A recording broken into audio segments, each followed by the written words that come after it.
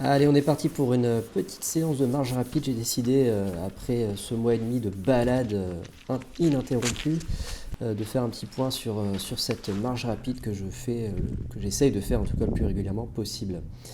Alors on démarre Strava directement. Je ne sais pas si c'est le meilleur outil pour calculer sa vitesse et ses distances. Maintenant, c'est ce que j'utilise. On démarre Strava, on attaque la marche rapide.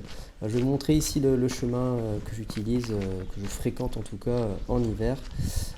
On démarre sur des portions voilà, simples, hein, échauffement des jambes tranquille, on n'accélère pas trop, on se met en jambes histoire de ne pas avoir trop mal. On voit que les chemins sont bien gras.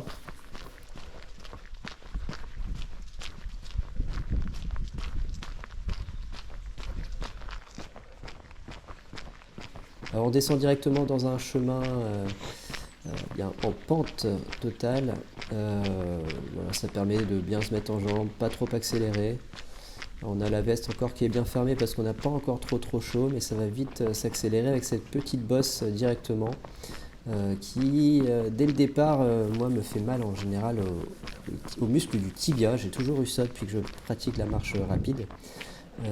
Ça s'appelle périostite tibiale, alors que j'ai fréquemment. On conseille de s'arrêter dès qu'on sent les premières douleurs au tibia.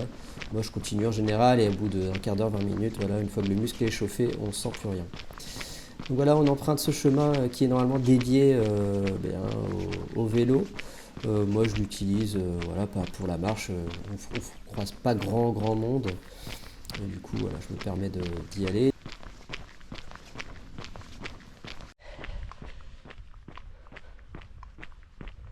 Les premiers hectomètres de ce chemin sont assez simples, hein. On est sur du plat, on traverse des champs dédiés aux chevaux notamment. Voilà, ici on va arriver au croisement que j'utilise en principe en été, hein, qui part dans des landes. Donc forcément, en hiver c'est compliqué, les chemins sont pleins de boue. Je préfère utiliser des chemins bitumés pour justement être entre guillemets performant, pas avoir à glisser, pas avoir à maîtriser de trop ses appuis. Du coup voilà, on est dans des parties descendantes sur cette première partie, ce qui est, je pense, une bonne chose puisque ça permet de vraiment se mettre en jambes et de mettre en route le cardio bien comme il faut. On m'entend pas d'ailleurs pour l'instant trop respirer, on voit que l'effort est plutôt correct. Alors on arrive pas loin de la chapelle de Saint-Uzec. Très jolie petite chapelle dans cette route descendante, non loin on l'a vu, du radom de Plumeur-Baudou. Voilà, toujours en descente, on prend à droite, puis ensuite on va encore redescendre à gauche, histoire de continuer cet échauffement par des petites ruelles sympathiques, typiquement bretonnes. Voilà, c'est reparti pour la descente. Voilà, on voit que j'ai déjà ouvert la veste, les premières sueurs vont pas tarder à arriver. Il faut savoir que je suis beaucoup, hein. Que ce soit en hiver, en été, je suis énormément. Et donc on l'entend, la route, déjà directement. On va pas tarder à passer au niveau de la départementale, qui va nous mener ensuite vers des chemins qui vont faire un peu monter le cardio, puisque là on va remonter. Voilà, la route est passée, la départementale est passée, on remonte voilà, directement. On voit que les jambes réduisent un petit peu en rythme. On se dirige vers le menhir de Saint-Uzec. On m'entend déjà respirer du fait de la petite bosse qu'il y a eu juste avant sur la droite là qu'on voit.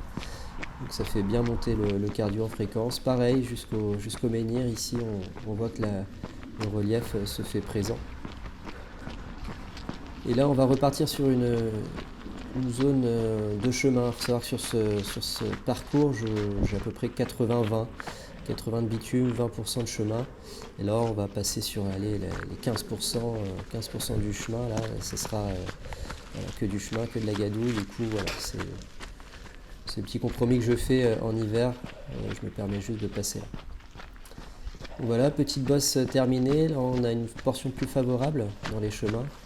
Alors toujours faire gaffe aux appuis, on voit que le chemin là il est complètement détruit avec les vélos notamment. Très attention sur ces parties là en hiver, ça glisse. L'histoire d'une cheville peut être très rapide sur ces chemins là. Et donc là, on est bien dans le jambe, on m'entend respirer derrière. On voit que le cardio est bien monté avec les petites bosses qu'il y a eu, ce qui nous permet derrière bien d'accélérer un peu le pas sur cette partie de GR que l'on peut distinguer ici. Donc toujours sur ces petits chemins boueux en hiver, mais fort agréable, fort agréable à la vue. On croise en général assez peu de monde en cette saison. De retour sur une partie bitumée, une descente qui va nous amener à un croisement qui va nous faire remonter vers le menhir. On essaye de garder un bon rythme dans les descentes. Moi je raccourcis un petit peu le pas, alors je ne sais pas ce qui est conseillé dans les descentes, de raccourcir le pas ou justement de se laisser un petit peu entraîner. En général je raccourcis le pas si ça descend bien. Toujours autour des champs à chevaux, et là on ne voit pas bien la caméra mais c'est un faux plat montant. On commence à vraiment suer. Le rythme est ralenti du fait du relief, mais il faut toujours essayer de garder un maximum de rythme justement, essayer d'avoir une fréquence soutenue. Alors on retrouve le menhir du coup, on a fait le tour, c'est une boucle qui fait à peu près à ce niveau-là 2,5-3 km. Donc voilà, on a fait ces 3 km, on va repiquer en face. Et au lieu de redescendre à gauche, par là où on est venu, on va aller tout droit, direction cette fois-ci Penvern. Et sa chapelle également, que l'on verra un peu plus loin.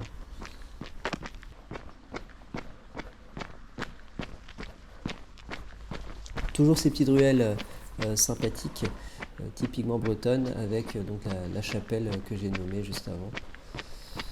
Voilà, on avait une portion favorable, on a fait un petit point sur le chrono. On est à 52 minutes, 7,89 de moyenne, ce qui est pas mal. 7,9 sur ces portions-là, c'était pas mal. Là maintenant, on va aborder la partie la plus compliquée. On voit que je pense avoir bien chaud.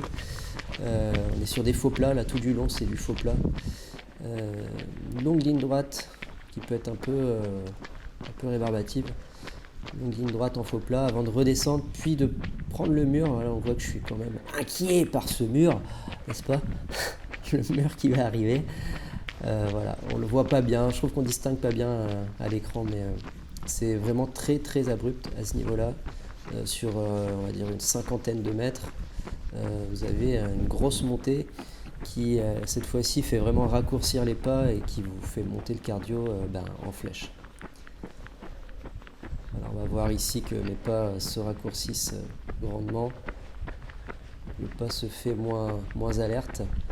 Et donc là l'idée c'est de rester bien gainé, bien dans son rythme, ne pas en faire trop, et puis là naturellement moi je me dirige vers l'intérieur de la courbe pour gagner un petit peu en distance. Sur l'extérieur vous allez perdre un peu de temps. Voilà, on voit que je souffle, l'effort fait monter le cardio là, 160, 170 pulsations certainement. Il faudrait que j'ai un capteur pour pouvoir mesurer ça. Donc là on a un replat suite à ça qui nous fait par la suite remonter une nouvelle fois. Faut savoir que la Bretagne c'est ça, ça monte de façon abrupte pendant pas très longtemps, puis ça redescend et ça remonte. Voilà, on voit que ça remonte encore, et là on va croiser à gauche au stop. On va prendre à gauche et toujours dans une montée. Ça n'a pas l'air mais ça monte bien là, à ce niveau-là encore. On m'entend bien respirer derrière. Et là l'idée c'est de ne pas perdre de temps. On a vu qu'on était sur une bonne moyenne. Autant sur cette portion-là on ne gagnera pas de temps, mais on peut en perdre si on vraiment n'a pas les jambes. C'est pas évident. En plus à ce moment-là j'ai pas mal de vent de face. On l'entend d'ailleurs dans le micro, j'ai du vent de face à ce moment-là, ce qui fait évidemment ralentir pas mal. Voilà, je le dis d'ailleurs. Et puis une fois qu'on a passé cette grande ligne droite, on se retrouve face à des petits faux plats. C'est vraiment du faux plat tout du long. C'est sur cette deuxième partie là. Et c'est pas simple à gérer.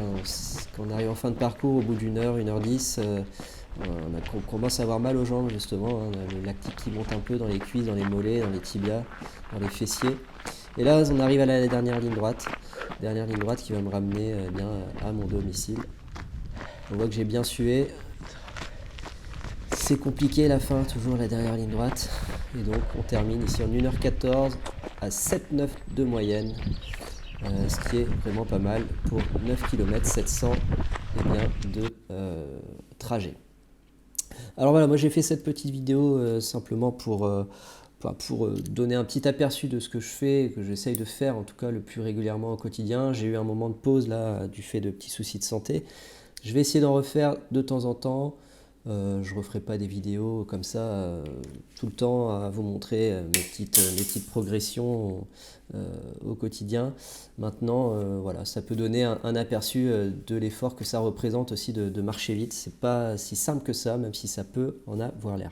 Voilà, je ne vais pas être plus long avec ça.